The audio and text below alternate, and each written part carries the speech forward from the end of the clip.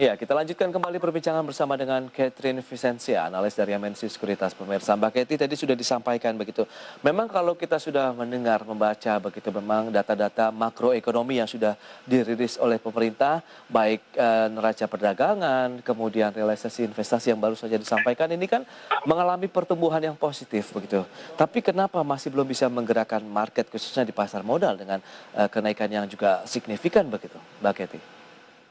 Ya, mungkin pertama karena memang investor masih cenderung terdampak lebih signifikan ya Oke. dari sentimen-sentimen global ya, khususnya peningkatan dari kasus COVID-19 di India Hmm. itu.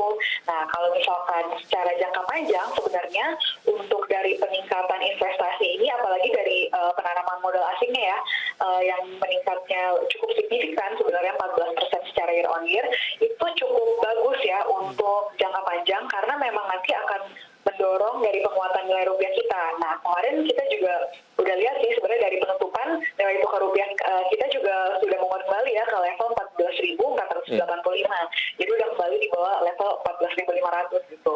Nah, kalau misalkan untuk dari penanaman modal domestik sendiri secara kuartalan mungkin secara year on year mungkin masih agak turun ya karena memang kita lihat secara investor domestik mungkin belum begitu berasa gitu untuk Ya. recovery-nya, sehingga mungkin lebih akan fokus ke existing bisnis dibandingkan untuk investasi ke bisnis yang baru begitu. Namun kita lihat penguatan jangka panjang ini juga akan adanya didorong oleh adanya ekspektasi positif dari pemulihan ekonomi di Indonesia pasca COVID-19 yang lebih tinggi daripada negara lainnya dan adanya stimulus di US yang memang kita harapkan akan masuk atau inflow ke Indonesia juga gitu. Nah, mungkin dari peningkatan ini belum begitu terasa di first Q karena memang dari recovery ini belum begitu firm gitu. Mungkin belum begitu Oke. didukung oleh data-data lainnya karena kemarin kita lihat retail sales itu masih turun cukup signifikan ya 18%.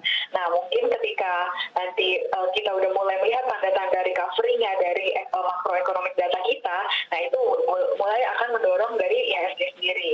Baik, itu dia. Kita akan lihat seberapa kuat nanti dorongan positif dari ekonomi makro, kemudian perbaikan dari kinerja ekonomi yang sedang diupayakan terus oleh pemerintah. Kita akan bahas di segmen berikutnya sambil melihat Anda mungkin bisa menyampaikan adakah switching investasi begitu dari pasar modal ataupun ke jenis investasi lainnya ya Mbak Keti.